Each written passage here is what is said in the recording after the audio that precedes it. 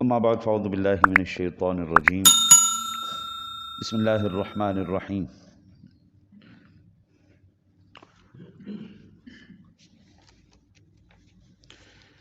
قل انی نہیت ان اعبد الذین تدعون من دون اللہ قل لا اتبع اہواءکم قد ضللت اذا وما انا من المہتدین۔ تم فرماؤ مجھے منع کیا گیا ہے انہیں پوجوں جن کو تم اللہ کے سوا پوجتے ہو۔ تم فرماؤ میں تمہاری خواہش پر نہیں چلتا، یوں ہو تو میں بہک جاؤں اور راہ پر نہ رہوں۔ قل انی نہیت ان اعبد الذین تدعون من دون اللہ، تم فرماؤ مجھے منع کیا گیا ہے کہ انہیں پوجوں جن کو تم اللہ کے سوا پوجو۔ تدعون من دون اللہ یہ نکلا ہے جی دعا سے، تدعون من دون اللہ، تدعون نکلا ہے دعا سے، اور دعا کا معنی ہے نفع طلب کرنا، کسی سے کوئی چیز مانگنا، نفع طلب کرنا، یا پھر ضرر کو دفع کرنا۔ ہم اللہ تعالیٰ سے دعا کرتے ہیں، ہاں جی، تو اس دعا کے اندر دو چیزیں ہوتی ہیں، یا تو ہم اللہ سے کچھ مانگ رہے ہوتے ہیں کہ یا اللہ ہمیں یہ بھی فائدہ دے دے، یہ بھی فائدہ دے، اولاد دے دے، رزق دے دے، گھر دے دے، گاڑی دے دے، بنگلہ دے دے، یہ چیزیں دے دے۔ یا پھر ہم کہتے ہیں یا اللہ شیطان کو دور کر دے، یا اللہ میرا دشمن دفع کر دے، یا اللہ پریشانیاں دفع کر دے، یا اللہ تکلیفیں دور کر دے، پریشانیوں کو دور کر دے، ہیں جی ہم اس طرح۔ تو دعا کا معنی یہ ہے کسی سے نفع طلب کرنا، یا پھر اللہ وحدہ لا شریک سے ضرر اور جو تکلیفیں پریشانی ہیں ان سے چھٹکارا، سے اس ضرر کو دفع کرنے کی دعا کرنا۔ لیکن مشرکین اپنی مہمات اور مشکلات میں بطور عبادت ان بتوں کو ندا کرتے تھے، اس لیے یہاں دعا کا معنی عبادت ہے، تو یہاں پر ایک معنی دعا کا عبادت ہو گیا، دو معنی یہ تھے اور تیسرا معنی دعا کا عبادت ہو گیا۔ اور کیونکہ وہ ان بتوں کی عبادت کرتے تھے اور اس کا عقیدہ یہ تھا کہ یہ بت نفع پہنچانے اور ضرر دور کرنے پر قادر ہے، سو ان بتوں کو پکارنا دراصل ان کی عبادت کرنا تھا، اس لیے ہم نے یہاں دعا کے معنی پرستش اور عبادت کیا ہے، اور حدیث پاک میں بھی دعا کو عبادت فرمایا گیا ہے۔ سنن ترمذی شریف کی یہ حدیث پاک ہے جی 3383 نمبر کی حدیث پاک ہے۔ حضرت نعمان بن بشیر رضی اللہ تعالیٰ عنہ بیان کرتے ہیں کہ نبی اکرم صلی اللہ علیہ وسلم نے فرمایا دعا کرنا ہی عبادت ہے۔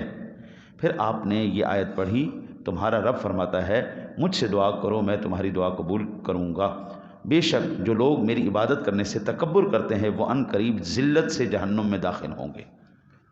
وہ آج رات میں نے بیٹھ کے اپنا ایک بلاگ لکھا ہے دعا کے آداب، دعا کے کافی عرصے سے مضمون لکھا پڑا تھا، میں نے کہا وہ منظر عام پہ آنا چاہیے، تو اس کے اندر بھی جو ہے میں نے دعا کے کئی آداب لکھے ہیں، دعا کن اوقات میں قبول ہوتی ہے، اس کا طریقہ کار کیا ہونا چاہیے، دعا کیسے کریں تو قبول ہوتی ہے جی۔ تو اس کے اندر اگر آپ پڑھنا چاہیں تو میں آپ کو لنک سینڈ کروں گا، پڑھ لیجئے گا۔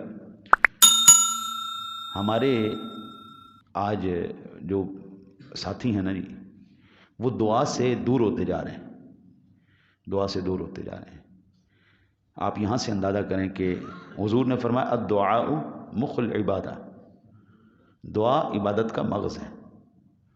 آپ جب عبادت کریں نا جی، بالخصوص مجھے یہ نماز میں سمجھ میں نہیں آتی کہ ادھر سے تکبیر شروع ہوتی ہے، تکبیر اولیٰ شروع ہوتی ہے تو نمازی ساتھ ملتا ہے نماز کے، اور سلام پھرتا اٹھ کے دوڑ جاتا ہے، مجھے یہ نماز سمجھ میں نہیں آتی۔ کائنات عالم میں حضور سرور دو عالم صلی اللہ علیہ وسلم نے جو طریقہ ہمیں سکھایا ہے وہ سب سے بہترین اور خوبصورت طریقہ ہے۔ حضور نماز کے بعد ذکر فرماتے، مختلف اذکار موجود ہیں، ذکر فرماتے، پھر حضور سرور دو عالم صلی اللہ علیہ وسلم اللہ سے دعا کرتے، اس کے بعد پھر حضور تشریف لے جاتے۔ آپ کو اتنی جلدی ہے تو آپ یہ جو تکلف کر رہے ہیں اللہ کے اوپر احسان چڑھا رہے ہیں نماز پڑھنے کا، یہ بھی نہ پڑھو، اللہ دیوتے احسان ہے میں چاہ رہے ہو۔ اگر آپ وقت نکال کے آئے ہیں تو پھر اللہ سے مانگو۔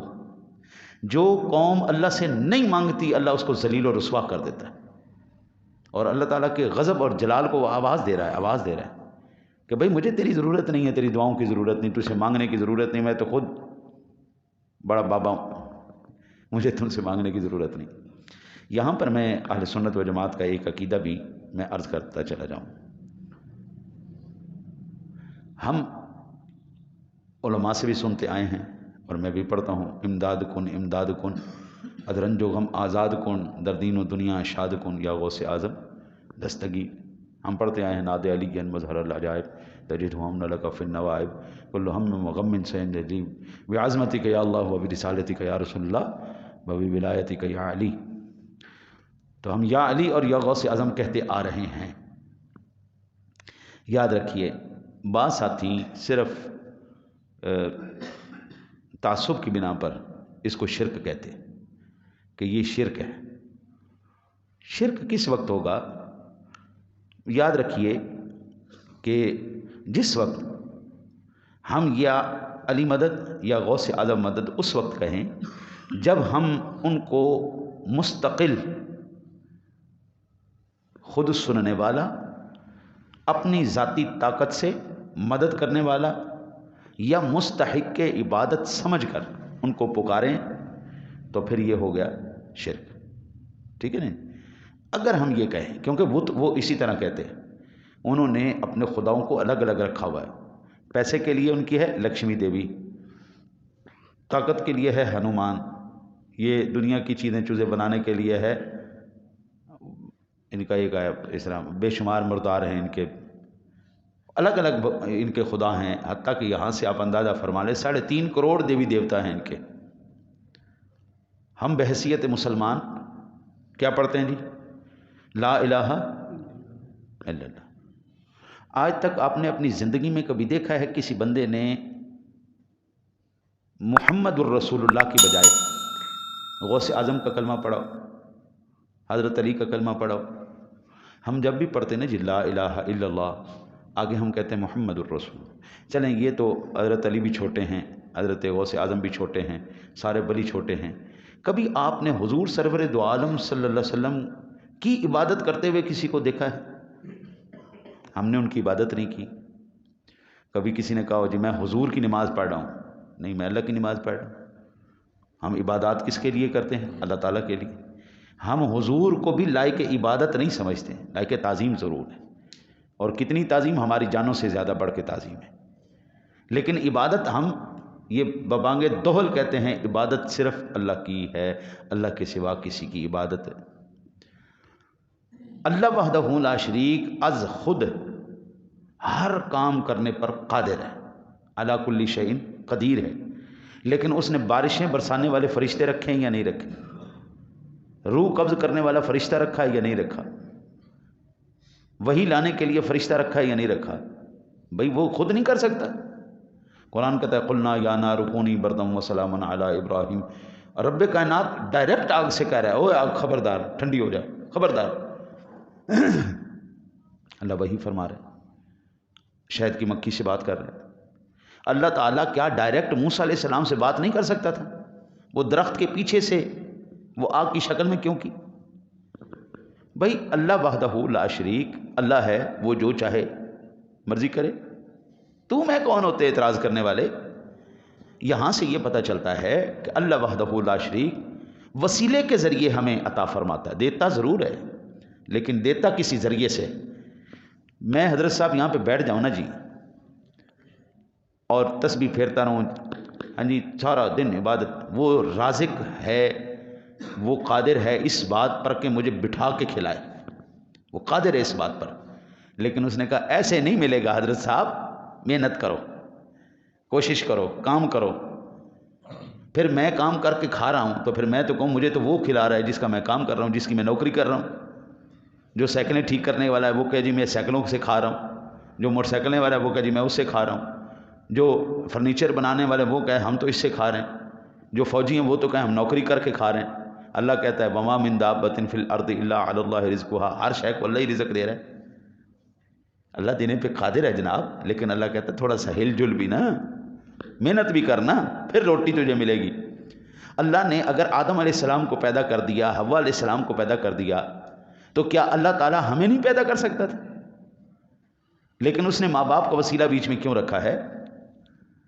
اللہ ڈائریکٹ بھی قرآن ہمیں عطا فرما سکتا تھا، لیکن انبیاء کا بیچ میں وسیلہ کیوں رکھا ہے؟ تورات بھی انبیاء کے ذریعے آئی، زبور بھی انبیاء کے ذریعے آئی، انجیل بھی انبیاء کے ذریعے آئی، قرآن پاک بھی حضور سرور دو جہاں صلی اللہ علیہ وسلم کے وسیلے سے آیا۔ اللہ وحدہ لا شریک نے ڈائریکٹ کبھی کسی سے بات نہیں کی، جب بھی کیا ہے وسیلے سے ہی کیا ہے۔ تو ہم جب ان کو پکارتے ہیں نا جی، تو یہ یاد رکھیے ہم ان کو مستقل بذات سننے والا، مدد کرنے والا، لائق عبادت سمجھ کے نہیں پکارتے، ہم ان کو اللہ کا نیک بندہ سمجھ کے پکارتے ہیں کہ اللہ نے ان کو قوت اور اختیار عطا فرمایا ہے اور وہ اس دیے ہوئے میں سے ہمیں عطا فرماتے۔ بہتر تو یہ ہے اللہ سے مانگا جائے اور توسل سے مانگا جائے، یہ الگ چیز ہے، ٹھیک ہے نا؟ استمداد الگ چیز ہے، توسل الگ چیز ہے۔ کسی کو ڈائریکٹ پکارنا ایک الگ بات ہے، کسی کا وسیلہ دے کے بات کرنا وہ الگ بات ہے۔ حضور نبی اکرم صلی اللہ علیہ وسلم کا وسیلہ دے دے کے یہودی دعا کرتے تھے، ہاں جی، اللہ تعالیٰ ان کی دعائیں قبول کرتا ہے۔ حضور نبی اکرم صلی اللہ علیہ وسلم کے صحابہ حضور کے چچا کا وسیلہ دے کے دعائیں کیا کرتے تھے، جی ہاں بالکل۔ قرآن کہتا ہے کہ حضرت سیدنا زکریہ علیہ نبینا علیہ الصلوۃ والسلام جب آئے نا جی بی بی مریم کے حجرے میں، تو فرمایا انا لکی ھذا، وہ یہ کہاں سے آ گیا؟ میں تو باہر سے تالا لگا کے گیا تھا، تو یہ سارے پھل فروٹ، یہ سارا سامان کدھر سے آ گیا؟ فرمایا ہوا من عند اللہ، یہ میرے اللہ کی طرف سے آیا۔ قرآن کہتا ہے ہنالک دعا زکریا رب، وہیں پر کھڑے ہوئے اللہ کے نبی نے دعا کی، رب ھب لی من لدنک ذریۃ طیبۃ انک سمیع الدعاء، یا اللہ اس جگہ پر اگر تو اس مریم کو بے موسم پھل دے سکتا ہے، ہاں جی، تو کیا مجھے بے موسمی اولاد نہیں دے سکتا؟ بھائی بیت المقدس کے اندر حضرت زکریا علیہ السلام وہاں پہ آپ مامور ہیں، وہاں کے سربراہ ہیں، بیت المقدس میں جا کے آپ نے دعا نہیں کی، مسجد میں جا کے دعا نہیں کی، حجرے میں جا کے دعا فرما رہے ہیں جہاں پہ اماں مریم بیٹھی ہوئی ہیں۔ اس کا مطلب ہے بھائی جگہوں کا فرق تو پڑتا ہے۔ ایک بندہ یہاں نماز پڑھتا ہے، ایک کعبے میں نماز پڑھتا ہے، کیا دونوں نمازیں ایک جیسی ہو گئیں؟ نہیں جناب، یہاں پر آپ زیادہ سے زیادہ بھی نماز کا ثواب لیں گے تو 500 نمازوں تک بس۔ جمعہ والے دن مرکزی مسجد میں آپ جا کے پڑھیں گے نا جی، تو عام روٹین میں 27 نمازوں کا ثواب ہے جی، وہاں پہ جا کے عام رکعت نماز نفل پڑھیں گے تو 1,00,000 رکعتوں کا ثواب اللہ آپ کو عطا فرمائے گا۔ فرق پڑا نا جی؟ روضہ رسول پر جائیں گے پھر اور فرق پڑے گا، مسجد اقصیٰ میں جا کے پڑھیں گے پھر اور فرق پڑے گا، جگہوں کا بھی فرق پڑتا ہے۔ اللہ نے جب حضور کو معراج کروائی تو قرآن کیا کہتا ہے؟ سبحان الذی اسریٰ بعبدہ لیلا من المسجد الحرام الی المسجد الاقصیٰ، ہم نے اپنے محبوب کا جو ابتدائیہ تھا، جو سٹارٹر تھا، جو سٹارٹ کروایا ہے مسجد حرام سے مسجد اقصیٰ تک، پہلا پڑاؤ مسجد اقصیٰ میں کروایا۔ یا اللہ جب بلانا آسمان پہ تھا تو کعبے سے سیدھا اوپر بلا لینا تھا نا۔ اب میں آپ سے کہوں جی مدرسہ ایوبیہ آپ نے جانا ہے نا، تو آپ ادھر سے چلے جائیں، باہر نکلیں گے الٹے ہاتھ، آپ کہتے نہیں میں پہلے ادھر جاؤں گا، اشفاق جاؤں گا، ادھر سے جوڑے پل جاؤں گا، وہ اوپر سے آ کے پیچھے سے ہو کے پچھلے روڈ سے پھر میں ادھر آؤں گا۔ بھئی آپ نے جانا یہاں پہ ہے، ادھر سے نکل کے 4 قدموں پہ آپ کا یہ ہے، آپ ادھر چلے جائیں، لیکن اتنا بڑا سفر کر کے ادھر آنے کا کیا مقصد ہے؟ بھئی اگر آسمان پہ ہی جانا تھا مقصد، تو پھر وہاں پہ جانے کا مقصد کیا ہے؟ وہ قرآن نے بیان کر دیا، الذی بارکنا حولہ لنریہ من آیاتنا، وہ جو خطہ زمین تھا نا جی، اس کے ارد گرد ہم نے برکتیں پھیلا دی تھی، اور ہماری نشانیاں ہیں وہاں پہ، نشانیاں ہیں۔ الذی بارکنا، وہ بڑا برکت ماحول ہے جی، لنریہ من آیاتنا، ہم اپنی نشانیاں دکھانا چاہتے تھے۔ وہ نشانیاں کیا تھی؟ 70,000 انبیاء کرام علیہ السلام کا وہاں پر مزار ہے جی۔ مکے سے کیوں شروع کروائی؟ خالہ جی کے گھر جہاں پہ آپ آرام فرما تھے، وہیں سے سیدھا اوپر چلے جاتے، پہلے مکے آئے، وہاں پر لائے 350 انبیاء کرام علیہ السلام کے مزارات اس کعبے کی 4 دیواری کے اندر موجود ہیں جناب۔ اماں ہاجرہ اور بابا اسماعیل علیہ السلام کا مزار آج بھی وہاں پہ موجود ہے جی۔ وہ جو مزاب رحمت ہے نا جی، مزاب رحمت بالکل بعین ہی اس کے نیچے۔ اس کا مطلب ہے جہاں پر اللہ والے ہوں وہاں پر وہ جگہ بھی بابرکت ہو جاتی ہیں، وہ زندہ ہوں جب بھی فیض دیتے ہیں، وہ وصال فرما جائیں جب بھی فیض دیتے ہیں۔ اس لیے ہمیں کوئی شرم نہیں ہے یا غوث اعظم کہتے ہوئے یا علی مدد کہتے ہوئے ہمیں کوئی شرم نہیں، کیونکہ ہم نے ان کو خدا مان کے ان کو نہیں کہا، ہم اللہ کو اللہ مانتے ہیں، ہاں ان کو اللہ کا نیک بندہ مانتے ہیں، کیونکہ دیکھو نا جی اللہ ڈائریکٹ معاف نہیں کر سکتا، اللہ معاف کر سکتا ہے نا جی ڈائریکٹ. اس نے اپنا تعارف سب سے پہلے کروایا. ارشاد فرمایا کہو بسم اللہ الرحمن الرحیم. رحمان بھی وہی چیز ہے، رحیم بھی وہی چیز ہے. وہ صفت مشبہ کا ذکر وہاں پہ کیوں کر دیا گیا بھائی؟ وہ بھی معاف کرنے والا، مہربانی کرنے والا، وہ بھی معاف کرنے والا، مہربانی کرنے والا، وہ بھی رحم کرنے والا. دو بھائی. جو فصاحت و بلاغت ہے نا جی، اس کے اصولوں کے خلاف ہے ایک ہی بات کو دو دفعہ کرنا. لیکن اللہ وحدہ لا شریک نے فرمایا یہ رحمان، اس کے اندر میری اور شان کا اظہار ہے، الرحیم کے اندر میری اور شان کا اظہار ہے. رحمان جو میری رحمت ہے، عام عمومی رحمت ہے، وہ کافر کے لیے بھی ہے، مشرک کے لیے بھی ہے، مسلمان کے لیے بھی ہے. لیکن یہ جو الرحیم میں نے بیان کیا ہے، یہ الرحیم خاص کل قیامت والے دن مسلمانوں کے اوپر میری مہربانیاں کو دروازے کھولیں گے. وہاں پر خاص طور پر میں مسلمانوں کے اوپر عنایات کروں. پھر فرمایا الحمدللہ رب العالمین. رحمان و رحیم ہے جی، ساری تعریفیں اس کی. وما ارسلناک الا رحمۃ للعالمین. حضور کے بارے میں کہا وہ غفور الرحیم ہے جی، وہ بخشنے والا ہے، مہربان ہے، ستار ہے، غفار ہے، وہ بڑی شانوں کا. لیکن اللہ ارشاد فرماتا ہے وَلَوْ أَنَّهُمْ إِذ ظَّلَمُوا أَنفُسَهُمْ جَاءُوكَ. جب تم زیادتی کر بیٹھو، ظلم کر بیٹھو، گناہ کر بیٹھو، تو آ جاؤ میرے رسول کے در پہ آ جاؤ. جاؤ فاستغفر اللہ، پھر اللہ سے توبہ مانگو. واستغفر لهم الرسول، پھر میرا رسول تمہاری سفارش کرے اور وہ کہے یا اللہ اس کی توبہ کو قبول فرما، سفارش کرے. لوجد اللہ تواب الرحیمہ، تو تم اللہ تعالیٰ کو بہت زیادہ توبہ قبول کرنے والا پاؤ گے. بندے ہیں نا جی، وسیلے ہیں نا جی. تو اس لیے یہ جو سوچ اور یہ جو نظریہ آج ہمارے ذہنوں کے اندر ڈال دیا گیا ہے کہ بھائی ہاں ہم یہ کہتے ہیں آپ پکاریں اللہ کو اور توسل اللہ والوں کا پیش کریں کہ یا اللہ جو تو نے انوار و تجلیات ان نیک بزرگوں پر نازل فرمائی ہیں، مولا کریم ان ہستیوں کے صدقے کچھ ہمیں بھی عطا فرما دے. یہ توسل ہے، آپ یہ پیش کر سکتے ہیں. تو اللہ تعالیٰ نے خود یہ ہمیں دروازے دکھائے ہیں. ہم مانتے لائق عبادت، لائق پوجا، لائق پرستش صرف اسی کو ہیں. اور اس کے بعد پھر وہ بات آخری آگے جی قل لا اتبع اہواءکم قد دللت اذا وما انا من المہتدین. تم فرماؤ میں تمہاری خواہش پر نہیں چلتا، یوں ہو تو میں بہک جاؤں اور راہ پر نہ رہوں. ہمیں یہ کہتے ہیں نا جی تم عبادت کرتے ہو، بیوقوف لوگ ہیں. ہم سے پوچھو، ہم ان کو خدا مانتے ہیں؟ ہم نہیں مانتے. ہمارے عقیدے تم بتاؤ گے، ہم بتائیں گے تمہیں ہمارا عقیدہ کیا ہے. بنگیوں چرسیوں کے اور وہ لٹ مٹا لوگوں کے عقیدے اٹھا کے، ان کے نظریات کو اٹھا کے، جنہ دے کول ایمان بھی کوئی نہیں، اور یہ کہتا ہے جی یہ سنی ہے، یہ سنی ہے، یہ سنی. بلا بنگا پینے والے سنی ہوندے، چرساں پینے والے سنی ہوندے، شرابہ پینے والے سنی ہوندے. جس نے کبھی نماز نہیں پڑھی وہ سنی ہے. رب کے ساتھ اس کا واسطہ نہیں، وہ سنی کہاں سے ہو گیا؟ ہاں جی. جو غیر اللہ کو سجدے کرتا پھرے، ہاں جی، مخلوق خدا کو سجدے کرتا پھرے، جو قبروں پہ سجدہ کرے، یہ سب جاہل کرتے ہیں کام. جنہیں ایک نماز نہیں پڑھی ہوندی، یہ سارے وہ کام کرتے ہیں اور نام لیبل ہمارے اوپر لگا دیا. اور بابا ہمارے عقیدے نظریات ایسے نہیں، ہم ان کون نہیں کرتے. ہم کسی بھی مزار کے اوپر ڈھول ڈھمکا، یہ تمام جو خرافات ہیں ہم اس کے بالکل ڈینائی کرتے ہیں، اس کا ہمارے ساتھ کوئی تعلق نہیں. وہ جاہل لوگ ہیں، ان کو کیا پتہ ہے. ان سے پوچھو کلمہ سنا بھائی، پہلا کلمہ سنا، انہوں نے پہلا کلمہ بھی نہیں ہونا، اور وہ کہتے ہیں جی یہ سنی ہے. کہ سنی کہ پہلے یہ تو ثابت کرو وہ مسلمان بھی ہے کہ نہیں ہے، پھر اس کے بعد دیکھیں گے اس کا کیا معاملہ ہے. دعا کرو اللہ تعالیٰ سے، اللہ تعالیٰ آپ کو مجھے قرآن سمجھ کر اس پر عمل کی توفیق نصیب فرمائے.